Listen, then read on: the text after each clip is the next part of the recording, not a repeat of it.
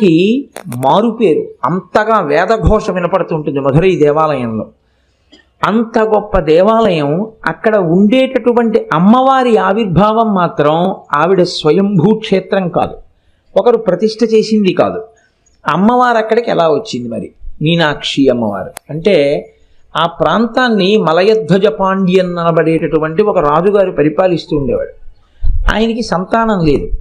సంతానం లేకపోతే ఋత్విక్కులు నువ్వు హోమం చేయి, యజ్ఞం చేస్తే నీకు ఆ యజ్ఞము యొక్క అనుగ్రహం చేత సంతానమును పొందడానికి ప్రతిబంధకమైన పాపము నివారింపబడి యోగ్యత పొంది సంతానాన్ని పొందుతామన్నారు. ఆయన యజ్ఞం చేశాడు. యజ్ఞం చేస్తే యజ్ఞంలోంచి ఒక ఆడపిల్ల పైకొచ్చి తండ్రి అని పిలిచి ఆయన దగ్గరికి వచ్చింది. ఆయన సంతోషించి ఆ పిల్లని ఎత్తుకున్నాడు. కానీ ఆ పిల్ల పుడుతూనే 3 స్తన్యములతో పుట్టింది. ఆయన చాలా బెంగ పెట్టుకున్నాడు. ఇదేమిటి ఆడపిల్ల ఇంత వికారంగా 3 స్తన్యములతో ఉంటే లోకంలో ఎవరు ఈమెని భార్యగా స్వీకరిస్తారు అని. ఇప్పుడు అశరీరవాణి పలికింది. ఈమె 3 స్తన్యములతో పుట్టడానికి కారణం ఈమెకి భర్త ఎవరో నువ్వు నిర్ణయించలేవు సుమా అని చెప్పడానికి. ఈమె ఏ పురుషుణ్ణి చూసినప్పుడు ఈమె 3 స్తనములలో ఒక స్తనము అదృశ్యమై 2 స్తనములు మిగులుతాయో ఆ పురుషుడే ఈమె భర్త. అమ్మవారు ఏ రూపాన్ని పొందినా, ఏ అవతారాన్ని పొందినా ఆవిడ మాత్రం ఎప్పుడూ పరమశివుడికే ఇల్లాలి. కాబట్టి మలయధ్వజ పాండ్యన్ ఇప్పుడు ఆ పుట్టినటువంటి కూతుర్ని కొడుకుల్లా పెంచాడు. కొడుకులు లేరు కాబట్టి యుద్ధ విద్య నేర్పాడు, విధి విద్య నేర్పాడు, పట్టాభిషేకం చేశాడు. ఆమె రాజ్య పరిపాలన చేశాడు. రాజ్య పరిపాలన చేసింది, ఆమెకి వివాహం కాలేదు. చాలా కాలం అయిన తర్వాత ఆ తల్లి ఒకనొకనాడు కైలాసానికి వెళ్ళింది. కైలాసానికి వెళితే పూర్వం యోగశక్తితో వెళ్ళారు. వెళ్ళినటువంటి వాళ్ళు ఎందరో ఉన్నారు మహానుభావులు. అలా వెళ్ళింది ఆ తల్లి. వెళితే అక్కడ 3 స్తనములతో ఉన్నటువంటి అమ్మవారికి పరమశివ దర్శనం అవగానే 2 స్తనములే ఉన్నాయి, ఒక స్తనం అదృశ్యమైంది. కనుక నాకు పరమశివుడే భర్త అని ఆమె పరమశివుణ్ణి ఆహ్వానించి భూమండలం మీదకి తీసుకొచ్చింది. అమ్మవారి అనుగ్రహం వల్ల కదండి సర్వేశ్వరుడు మనకి దక్కింది అసలు. లేకపోతే తనలో తాను రమిస్తూ కూర్చుంటాడు ఎక్కడో. తీసుకొచ్చి అమ్మవారిని కూడా ఆనందింపచేయగలిగిన మోహనాకారము కలిగిన వాడు కాబట్టి సుందరేశ్వరుడు అన్న పేరుతో వచ్చి అక్కడ వెలిశాడు. ఆమె సుందరేశ్వరుడి భార్యగా మీనాక్షి అన్న పేరుతో అమ్మవారు అక్కడ వెలిసింది. వాళ్ళకి ఒక కొడుకు కూడా పుట్టాడు. ఆయన సుబ్రహ్మణ్యుని యొక్క అంశ అంటారు. స్కందాంశలో పుట్టినటువంటి వాడు ఉగ్రపాండ్యన్ అని. ఆయన కొంతకాలం ఆ పాండ్యరాజ్యాన్ని పరిపాలించాడు ద్రవిడ దేశంలో. రామచంద్రమూర్తి ఎలా ఈ భూమండలం మీద కొంతకాలం నడయాడి లవకుశల్ని కొన్నారో అలా మీనాక్షి అమ్మవారు కూడా ఈ భూమండలం మీద పరమశివుడితో కలిసి కొంతకాలం పరిపాలన చేసి ఆ తల్లి ఉగ్రపాండ్యన్ అనేటటువంటి కుమారుణ్ణి కూడా కంది. అంత ప్రఖ్యాతి వహించినటువంటి క్షేత్రం మధురై క్షేత్రం. ఆనాడు ఆ తల్లి వరం ఇచ్చింది, నేను ఇక్కడే ఉండి పరిపాలన చేస్తాను అని. ఆ పరిపాలన చేస్తాను అని తల్లి వరమిచ్చి నిలబడినటువంటి క్షేత్రం మీనాక్షి అమ్మవారు. ఆ తల్లికి మీనాక్షి అని పేరు. మీనాక్షి అంటే చాపల వంటి కన్నులున్న తల్లి అని. పరిపాలకులకు ఒక లక్షణం ఉంటుంది, మీరు కొంచెం జాగ్రత్తగా గమనించండి. మీనాక్షి అమ్మవారిది పరిపాలనాంశ. అందుకని ఆవిడ పరిపాలకురాలుగా ఉంటుంది. అందుకే కళ్ళతో చూస్తూ ఉంటుంది ఎప్పుడు. ఆఫీసర్ గారు ఇలా చూస్తున్నాడు అనుకోండి, ఆయన చూస్తాడేమో అని మేము భయపడతాం. అలా ఆవిడ తన చూపులతో లోకాన్నంతటిని చూస్తూ ఉంటుంది, పరిపాలన చేస్తూ ఉంటుంది. పరిపాలన చేసేటటువంటి వారికి ఒక లక్షణం ఉంటుంది సాధారణంగా. తమ పట్ల అనుకూలముగా వ్యవహరించినటువంటి వారికి వారు వరములనిస్తారు, దగ్గరికి చేర్చుకుంటారు. ఎవరు ప్రతికూలంగా ఉంటారో, ఎవరు చేస్తారో, ఎవరు వాళ్ళకి వ్యతిరేకంగా మాట్లాడతారో అలాంటి వాళ్ళని కొంచెం ఇబ్బందికరమైన ప్రదేశంలోకి తీసుకెళ్ళి పెట్టి నా పట్ల నువ్వు అతిగా ప్రవర్తించడం ఎంత ప్రమాదాన్ని తెస్తుందో తెలుసుకొని మిగిలిన వాళ్ళకి ఉదాహరణగా చూపిస్తారు. తీసుకెళ్ళి ఏజెన్సీకి ట్రాన్స్ఫర్ చేస్తారనుకోండి ఈ రోజుల్లో. అయితే అది పరిపాలనాంశ. అటువంటి పరిపాలనాంశ కలిగినటువంటి తల్లి మీనాక్షి అని మీరు అనుకుంటే అప్పుడు అమ్మవారి యొక్క పరిపాలన యందు ఒక దోషం సంక్రమిస్తుంది. ఎవరు మీనాక్షి అమ్మవారిని స్తోత్రం చేస్తారో వాళ్ళని బాగా చూస్తుంది. ఎవరు మీనాక్షి అమ్మవారిని కించిత్తైనా వ్యతిరేకంగా మాట్లాడతారో వాళ్ళ మీద కక్ష పెంచుకుంటుంది. ఇప్పుడు అమ్మవారి యందు మాతృత్వం ప్రశ్నింపబడిందా లేదా? శ్రీమాత అన్న నామమే ప్రశ్నింపబడిందా లేదా? ఇప్పుడు ఇటువంటి పరిపాలనాంశ అమ్మవారి యొక్క సమగ్ర స్వరూపానికి ప్రతిబంధకంగా నిలబడిపోయిందా లేదా? మరి ఇప్పుడు ఆ పరిపాలనాంశని ఎలా ఆవిష్కరించడం? మీనాక్షి పరిపాలనాంశని అంటే పెద్దలు అంటారు, మీనాక్షి అన్న పేరుతో అమ్మవారు వెలియడానికి కారణం ఏమిటంటే, చేపలు తమ పిల్లల్ని అంటే తమ గుడ్లని తాము పొదగవు, తమ పిల్లల్ని తాము పోషించవు. ఆ పిల్లలు తల్లి వంక ఆకలితో చూస్తే స్తన్యం ఇచ్చి పోషించవు. తల్లులు కూడా పిల్లల వంక ప్రేమతో చూస్తాయి. అయ్యో ఆకలిస్తోందా నాన్న అని చూస్తాయి. తల్లి ప్రేమతో చూస్తే చేప పిల్లలకి కడుపు నిండిపోతుంది. చూపులతో పోషించగలిగినటువంటి తత్వం కాబట్టి, చూపులతో ఆవిడ ఇలా చూసి రక్షించగలిగినటువంటి తల్లి కాబట్టి ఆవిడ్ని మీనాక్షి అని పిలుస్తారు. అయితే ఇప్పుడు చూపులతో రక్షించగలిగిన తల్లి బాగుంది, కానీ ఆ చూపులతో రక్షించడం అన్న పరిపాలనాంశలో ఆవిడికి వ్యతిరేకంగా మాట్లాడితే ఇబ్బంది పెడుతుందని మీరు ఇందాక అన్నారు కదా, మరి అది ప్రమాదహేతువు కదా.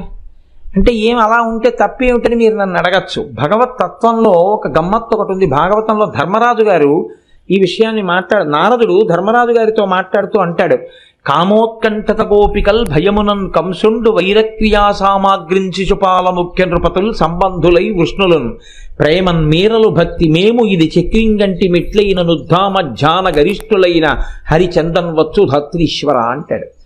భగవంతుడి విషయంలో ఉండే లక్షణం ఏమిటంటే కామోత్కంఠత గోపికల్, కామంతో గోపికలు పొందారు. వైరక్రియా సామాగ్రిం శిశుపాల ముఖ్య నృపతులు, వైరంతో శిశుపాలాదులు పొందారు. కాకపోతే ఆ వైరంతో బతకడం అనేటటువంటిది చాలా అసహ్యంగా ఉంటుంది. భక్తితో అమ్మవారిని చేరడం వేరు, వైరంతో చేరడం వేరు. వైరంతోనైనా భగవన్నామాన్ని తలుచుకోవడం, అమ్మవారు మాత్రం ఏదో ఒక రూపంగా నన్ను తలుచుకుంటున్నాడు కదా అని అనుగ్రహిస్తుంది.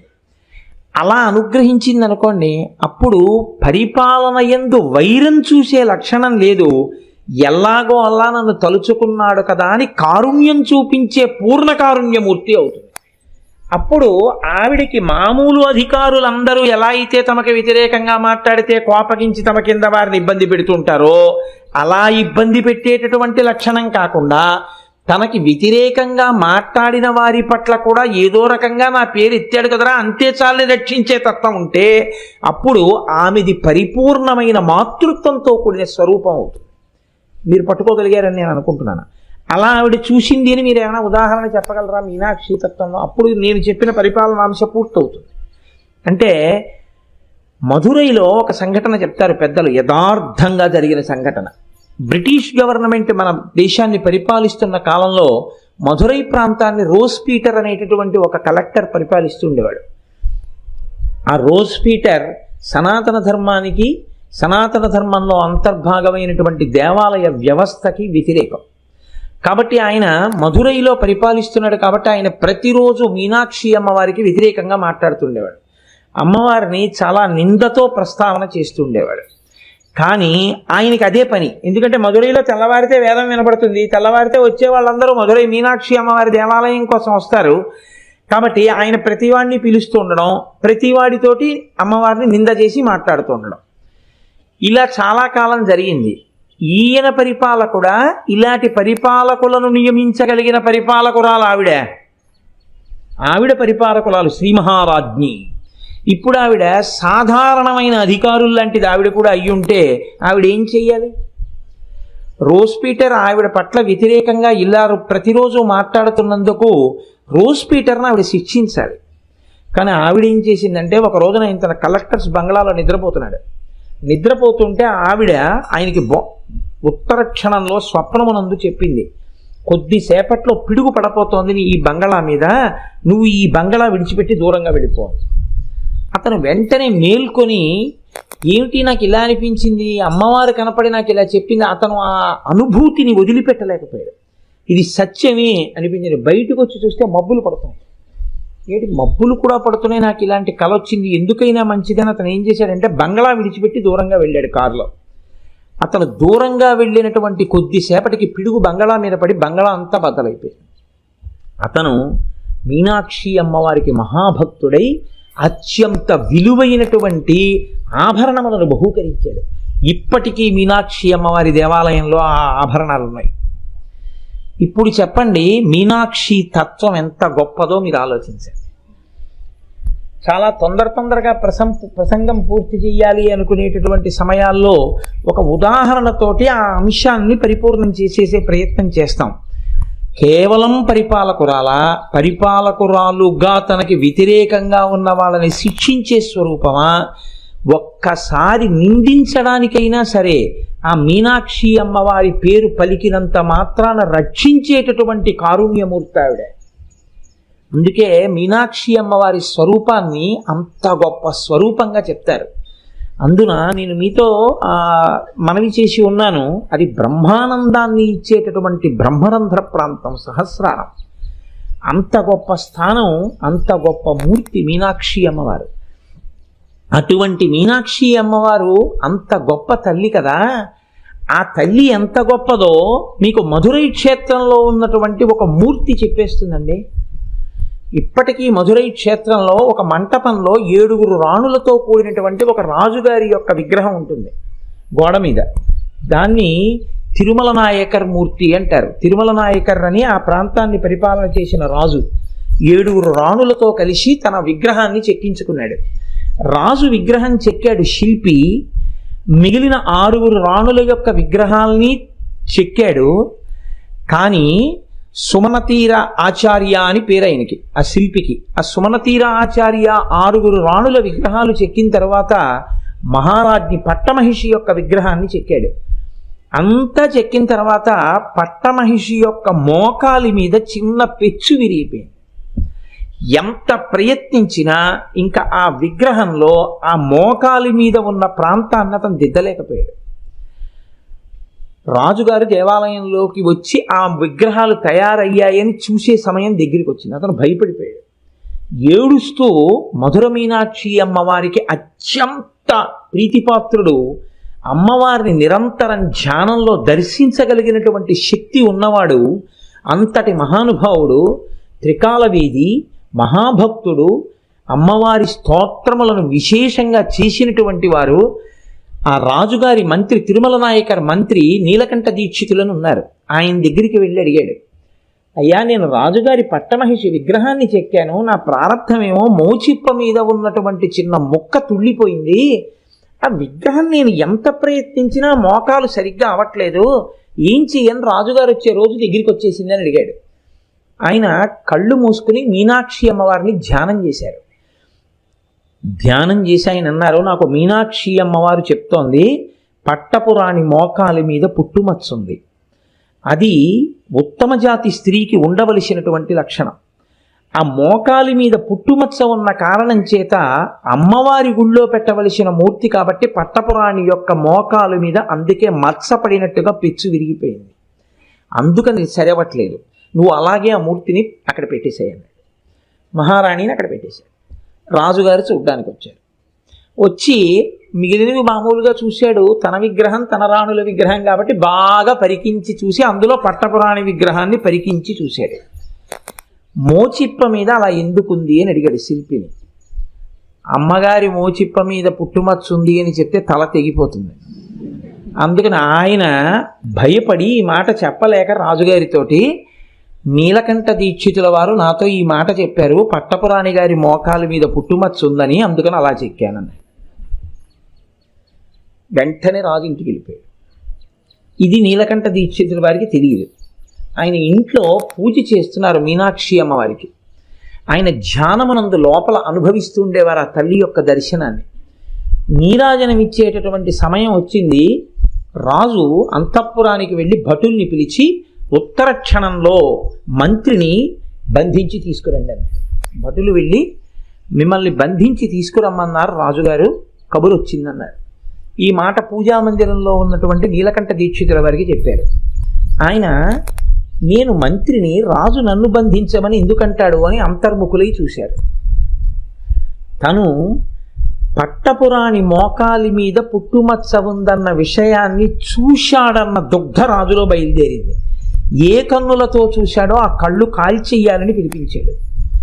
కాబట్టి ఆయన అనుకున్నారు, నేను ఎలా చూశానో రాజు చెప్పినా నమ్మలేడు. ఎందుకంటే ఇప్పుడు కళ్ళు మూసుకుపోయి ఉన్నాడు. రాజు శిక్ష వేసే కన్నా నేను అమ్మవారి అనుగ్రహంగా శిక్ష అనుభవిస్తానని నీరాజనవిస్తున్నటువంటి కర్పూరాన్ని తీసి తన కనురెప్పల మీద పెట్టుకున్నాడు. ఆయనకి చల్లగా అనిపించింది, కానీ ఆయన 2 నేత్రాలు కాలిపోయాయి. కాలిపోయిన తర్వాత ఆయన బయటికి వచ్చి భటులతో అన్నారు, రాజు ఏం చేద్దామని నన్ను పిలిచాడో అది నేనే చేసేసుకున్నానని చెప్పండి, నా కళ్ళు కాలిపోయాయని చెప్పారు. వీళ్ళు వెళ్ళి రాజుగారితో చెప్పారు. రాజు తల్లడిల్లిపోయాడు. అప్పటికంటే కోపం వచ్చింది, కానీ నేను కళ్ళు కాలుద్దామనుకున్నానన్న విషయాన్ని కూడా తెలుసుకున్నాడు. అంటే ఇది ఎలా తెలుసుకున్నాడో, నా భార్య మోచిప్ప మీద పుట్టుమచ్చను అలా తెలుసుకున్నాడు తప్ప మహానుభావుడు, మహాభక్తుడు మీనాక్షి అమ్మవారికి. ఆయన కర్మ కాలిందా తప్పు పనులు చేయడానికి? ఎంత పొరపాటు చేశానని పరిగెత్తుకుంటూ మంత్రి గారి గృహానికి వచ్చాడు. వచ్చి నా వల్ల అపరాధం జరిగిపోయింది, మీరు ఎలా చూడగలిగారన్నది నేను తెలుసుకోలేకపోయాను అంటే అప్పుడు నీలకంఠ దీక్షితులు చెప్పారు, నాకు ధ్యానంలో అమ్మవారు చెప్పింది పట్టపురాణి మోకాలు మీద పుట్టుమచ్చుందని, అందుకని నేను శిల్పిని ఆదేశించాను అలా ఉంచమని. కానీ నువ్వు నన్ను తప్పర్థం చేసుకున్నావు రాజా, నా కళ్ళు కాల్చేసుకున్నాను అన్నారు. అంటే రాజు మంత్రి కాళ్ళ మీద పడి, మీరు మళ్ళీ కన్నులు తెప్పించుకుని వెలుతురు చూడవలసింది, మీరు నా మాట మేరకు కళ్ళు కాల్చుకున్నారో ఆ మీరు నేను ఈ పాపంతో కాలిపోకముందే అమ్మవారిని ప్రార్థించి కన్నులు పొందండి అన్నారు. అప్పుడు ఆయన ఆనంద సాగర స్తవం చేశాడు నీలకంఠ దీక్షితుడు. ఆనంద సాగర స్తవం సగం ప్రపత్తి, సగం అమ్మవారి యొక్క వర్ణన, సౌందర్యలహరిలాగా. ఆ ఆనంద సాగర స్తవం చేసేటప్పుడు పాదాల దగ్గరికి వచ్చింది, అమ్మవారి దగ్గరికి. అప్పటి వరకు ఆయన చెప్తున్నారు, రాస్తున్నారు. పాదాల దగ్గరకు వచ్చిన తర్వాత ఆయనకి కన్నులు లేవు, నోటితో చెప్పుకెళ్ళిపోతున్నారు. ఆయన చెప్తూ ఆ శ్లోకంలో అన్నారు, అమ్మా నీవు చాలా గొప్పదానివి, కానీ బిడ్డడు కదా అని నువ్వు నీ పాదములను తీసుకొచ్చి నా ఎదురుగుండా పెట్టి చూడు అన్నా నేను చూడలేనమ్మా, నా కళ్ళు కాలిపోయాయి అన్నారు. అనగానే ఆయనకి కళ్ళు వచ్చేసి, అమ్మవారు కళ్ళు ఇచ్చేసి. మధుర మీనాక్షి అమ్మవారు ఎంత గొప్ప స్వరూపమో చెప్పగలిగినటువంటి ఒక సాక్ష్యంగా ఇప్పటికీ మధురైలో మీకు లోపలికి వెడితే ఆ తిరుమల నాయక రాజుగారు ఆయన 7 భార్యల విగ్రహాలు పట్టమహిషి మోకాలు మీద పెచ్చుడిపోయి ఇప్పటికి కూడా కనపడదు. నీలకంఠ దీక్షితారు అంత వైభవాన్ని పొందారు. అమ్మవారి యొక్క గొప్పతనం ఇంత గొప్పదైతే మరి ఎందుకు సౌందర్య లహరిలో లేదండి? అసలు అక్కడ కదా నేను ఎత్తుకున్నాను. అసలు నేను మొదలుపెట్టింది అది మొదలుపెట్టి మధురై వైభవ ప్రస్తావనలోకి నేను వచ్చాను. అంత గొప్ప మీనాక్షి స్వరూపమే, జగములను పరిపాలించేటటువంటి తల్లే, అంతటి కారుణ్యమూర్తే. మరి అటువంటి పూర్వకాలంలో మధురైలో ఇంకో పరీక్ష కూడా ఉండేది. మధురైలో కోనేరు ఉండేది ఎదురుగుండా, అది దేవేంద్రుడు అక్కడ కమలములను ప్రతిష్ఠ చేశాడు అంటారు. ఇప్పుడు దాంట్లో తామరలు లేవనుకోండి. పూర్వం ఎవరైనా పుస్తకాలు రాస్తే పుస్తకం తప్పుగా కానీ రచన చేసేస్తే కొన్ని వేల మందిని పాడు చేసేస్తుంది. మాట పుస్తకం మీరు ఒక్కటి గుర్తుపెట్టుకోండి, ఈ రెండంతంత గొప్పవి లేవు, ఈ రెండంత ప్రమాదకరమైనవి లేవు. మీరు ఒక్క తప్పుగా ప్రచారం చేసేటటువంటి వాడు, తప్పు మాటలు చెప్పేవాడు, చాలా ఉత్సాహంగా వినడానికి అనిపించిన తప్పు త్రోవలోకి మిమ్మల్ని నడిపించగలిగినటువంటి మాటల పట్ల ఆకర్షితులయ్యారనుకోండి, ఒక మనుష్య జన్మంతా పోతుంది. ఒక్క మాట జన్మ పోతుంది, అటువైపుకి వెళ్ళిపోతాడు. తెలియక తప్పు ఉపాసనల వైపు కెడతాడు, తెలియక తప్పుగా ఉండేటటువంటి భక్తి మార్గం వైపు కెడతాడు, తెలియక తప్పుగా ఉండేటటువంటి జీవన శైలిలోకి వెళ్ళిపోతాడు. అంతే, మొత్తం సున్నా, జీవితం అంతా పోతుంది. ఒక్క పుస్తకం, ఒక్క తప్పు రచనతో కూడినటువంటి పుస్తకాన్ని తెచ్చి మీ ఇంట్లో పెట్టుకున్నారనుకోండి, పెట్టుకుని మీరు చదివి ఇదే అసలు విషయం అని మీరు అనుకున్నారు. నేను ఎందుకు ఈ మాట అంటున్నానంటే నా నోటితో చెప్పడానికి జంకి, అందుకు నాకు తడబడుతోంది.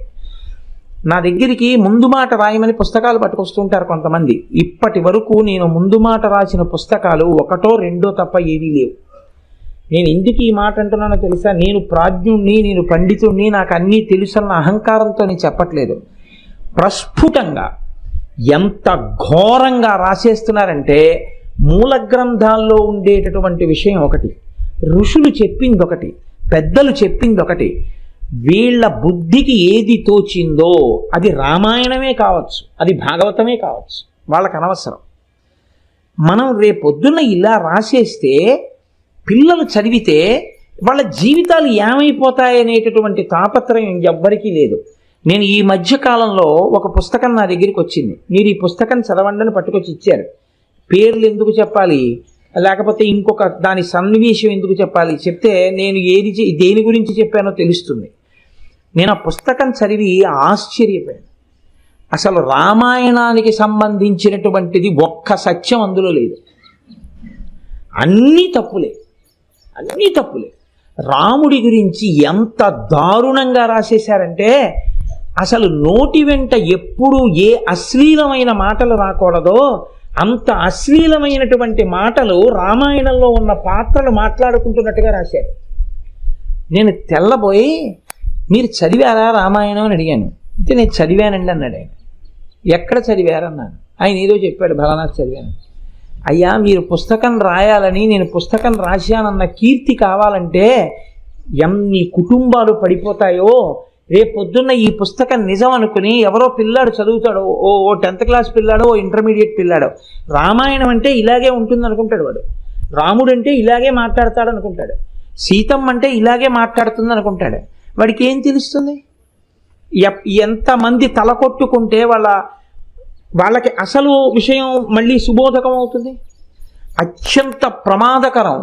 పుస్తకాన్ని ఎవడిష్టం వచ్చినట్టు వాడు రాసి విడిచిపెట్టడం. పరమాచార్య స్వామి వారి శరీరంతో ఉన్న రోజుల్లో మహానుభావుడు గుండెలు బాదుకుని ఇచ్చారు. కుండలిని యోగం మీద పుస్తకాలు రాసేయద్దు, కుండలిని యోగాల గురించి బహిరంగ వేదికల మీద ఉపన్యాసాలు చెప్పవద్దు, అలా చెప్పకూడదు అని. మహాత్ములైన వారు వాళ్ళకి తెలుసు ఏది ఎక్కడి వరకు చెయ్యాలో, ఏది ఎంతవరకు చూడాలో. మన ఇంట్లో ఉన్నటువంటి కుటుంబ సభ్యుడే మనం ఇచ్చిన డబ్బుతోటే డాక్టర్ గారు వాడికి ఆపరేషన్ చేస్తారు. కానీ ఆపరేషన్ చేసేటప్పుడు డాక్టర్ గారు కూడా ఒక్క కాంపౌండర్నో ఒక్క నర్సునో పట్టుకుని ఆపరేషన్ థియేటర్లోకి వెళ్ళి ఆపరేషన్ చేస్తారు తప్ప, మా నాన్నగారు కదండి, మా అమ్మగారు కదండి, మేము చూస్తూ ఉండగా మీరు ఆపరేషన్ చెయ్యండి అని అడిగితే చేస్తారా? ఎంత గోప్యం పాటిస్తాడు ఒక డాక్టరు.